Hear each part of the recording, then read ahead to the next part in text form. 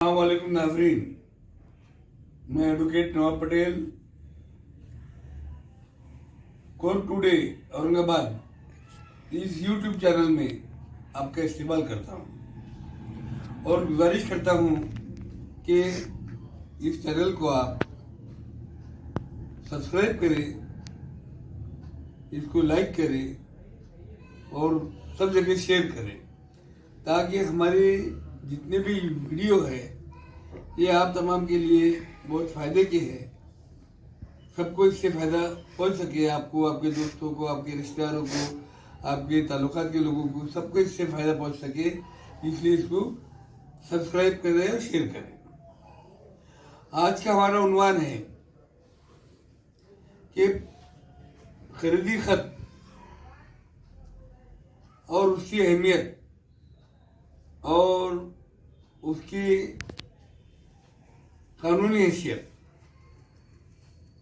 नाज़रीन, हमारे एक क्लाइंट ने ये कहा कि उसके दादा ने कोई प्रॉपर्टी खरीदे थे और अचानक घर में दूसरे कागजात की तलाश करते हुए ये कागज हाथ लग गया।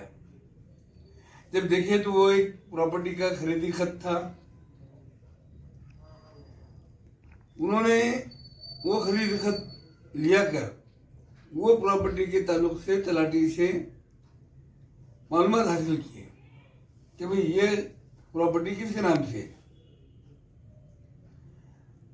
जब देखे तो जिनसे उसके दादा ने प्रॉपर्टी खरीदे थे उस शख्स के ने दूसरे को बेचा, दूसरे ने तीसरे को बेचा और तीसरे ने चौथे को बेचा।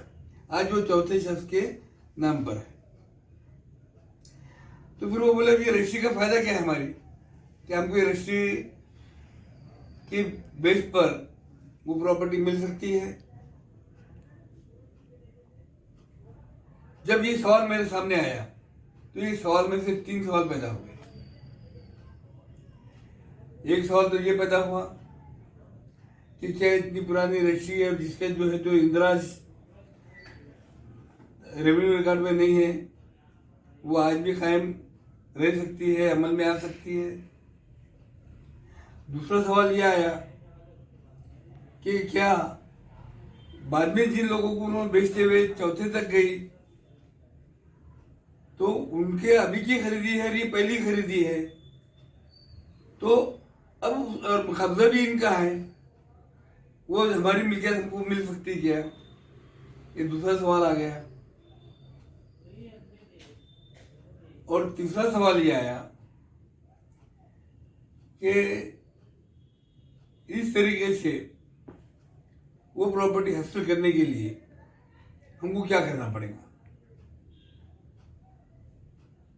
दोस्तों, इसके अंदर जो है तो पहले जो खरीदी खत होता वो सही रहता, कानूनी एतबार से उसकी एक हैसियत रहती, वो रजिस्टर्ड सेल डीड है, खरीदी खत है, रजिस्टर्ड है, बाद में की भी रजिस्टर्ड है। लेकिन बाद में के खरीदने वाले जो है वो फंस गए उसमें, क्योंकि उनको जिन्होंने बेचे वो खुद मालिक नहीं है, और जो मालिक नहीं है उसने अगर बेचा तो खरीदी खत किसी मसरफ का नहीं है। अब मालिक कैसे नहीं, उन्होंने पैसे लेके लिए हुए हैं 3-4 लोगों ने। लेकिन इसमें पहला जो बेचने वाला है, जिसने ये मौसूफ के दादा को बेचा था, उसने वो प्रॉपर्टी डबल बेचा।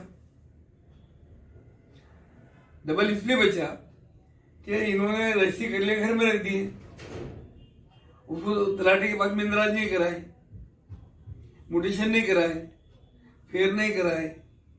फिर ऐसी सूरत में फिर नहीं होने की वजह से उसका नाम बाकी रहा। उन्होंने वो नाम का गैर फायदा उठाते हुए दूसरे को बेच दी।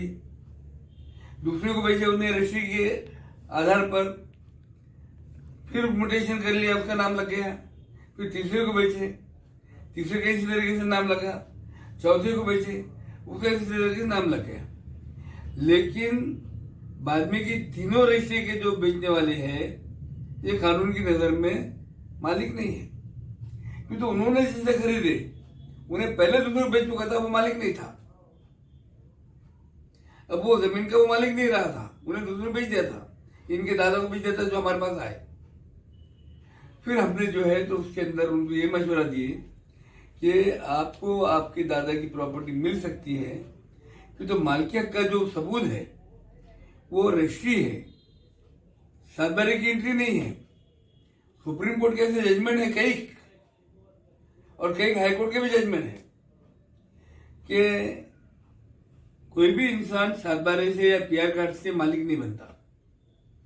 वो रेवेन्यू वसूली का एक जरिया है गवर्नमेंट के लिए। मालिकियत जो मिलता है इंसान को, तो रजिस्टर्ड सेल डीड यानी तहरीरी खरीदी खत, बिक्री नोंदणीकृत बिक्री खत, ये उसको बोलते हैं। सेल डीड, परचेज डीड, ये जो रहते ये मालिकियत के पुरावे रहते। अब 7/12 के आधार पे नहीं है तो फिर क्या करना चाहिए? तो दीवानी कोर्ट को इसका इख्तियार है। दीवानी कोर्ट जो है तो ऐसे केस दाखिल करके ले सकता और उस पर अपना फैसला सुना सकता। अब उसमें दावा क्या दाखिल करेंगे आप? तो दावा यहाँ पे आपको दाखिल करना पड़ेगा कि रजिस्ट्री की बेस पर हमारे दादा मालिक है, उनके इंतकाल के बाद में हमारे वालिद मालिक हुए, उनके इंतकाल के बाद में हम मालिक हुए, और ये हमारा जो है विरासत का सर्टिफिकेट है। क्योंकि हमारे दादा ने ये खरीदी किए थे लेकिन म्यूटेशन नहीं किए उन्होंने, हो सकती कुछ भी वजह उनकी नहीं करने की, लेकिन करना जरूरी है ऐसा नहीं है। मालिक तो हमें ना उससे, और जिसने डबल बेचा वो डबल से मालिक ही नहीं था दूसरे वक्त जब बेचा तो अब यहाँ पे दावा ये दाखिल करना पड़ेगा, रजिस्ट्री की बुनियाद पर हमको मालिक डिक्लेयर करो, डिक्लेरेशन के फुट बोलेंगे उसको। दूसरा जो है तो उसका सेपरेट पोजीशन हमारे हक में दो, मालिक डिक्लेयर करो और उसका पोजीशन हमको दो। तीसरा, अगर किसी ने भी जो 3 लोगों ने खरीदे बाद में, वो जो खरीदी खाते तीनों में वो नल एंड वाइड यानी गैर कानूनी, किसी मसरफ के नहीं, ऐसा जाहिर करो, ऐसा डिक्लेयर करो। ये एक हो गया, मालिक डिक्लेरेशन एक हो गया। वो खरीदी खत बात किए हुए वो हम पे बाइंडिंग नहीं है, वो डिक्लेयर करो, वो नल एंड वाइड डिक्लेयर करो, और पोजीशन हमको जो है तो हमारे कब्जे में दो। अब जब हमको कब्जा उस पर दो, वो लोग अगर कभी हमको कब्जा नहीं दे रहे तो ऐसी सूरत में कोर्ट कमीशन अपॉइंट करना और कोर्ट कमीशन के जरिए से हमको उनसे दावा लेके हमारे हक में देना, ये जो है उसका तरीका है। इस तरीके से अगर केस डाला गया और इस तरीके से केस अगर चलाया गया तो इंशाल्लाह ताला 3 रजिस्ट्री होने के बाद भी वो सब नाकारा साबित होंगी, वाइड डिक्लेयर होंगी, हम पे बाइंडिंग नहीं है डिक्लेयर होंगी, और ओरिजिनल खरीदी खत के आधार पर ओरिजिनल मालिक ने बेचा हुआ वो जो है तो सही मालिक है बोल के डिक्लेयर हो जाएगा। उस बारे दादा डिक्लेयर हो जाएंगे, उनके बाद में उनकी विरासत से हिस्सा तुम्हारे वालिद का आ जाएगा और वालिद के बाद में तुम्हारा आ जाएगा। इस तरीके से जो है तो ये सेल डीड का मसला आप हल कर सकते हैं। ये जो है हमने हमारे मौके को समझा के बताए। अगर इसी तरह के ये भी कोई मसाइल हो तो वो ये 3 टाइप का केस उसमें डालने के लिए आपके वकील को बोलिए, आपके वकील डालेंगे, या हमसे अगर कभी आपको कुछ मशवरा लेना है तो आप हमको हमारा जो नंबर है 9850779324 ये लिख के रख लीजिए, और इसी नंबर पर जो है यूट्यूब को भी जो है तलाश कीजिए यूट्यूब के ऊपर, उसी वक्त हमारे वीडियो आ जाएंगे। ये नंबर डालते के साथ में उसको यही नंबर से सर्च करो, कोड टूडे डाले भी तो आ जाता, लेकिन उसको थोड़ा टाइम लगता, लेकिन ये नंबर अगर डाल दिए तो जल्दी से जल्दी आता। इस तरह के वीडियो हमेशा हम डालते रहते। अभी अगला वीडियो जो डालेंगे हम वो नोटरी के ऊपर डालेंगे, नोटराइज डॉक्यूमेंट्स की कानूनी हैसियत क्या है। आप इंतज़ार कीजिए, इंशाल्लाह हम करीब वीडियो डालेंगे। खुदा हाफिज़, वस्सलाम।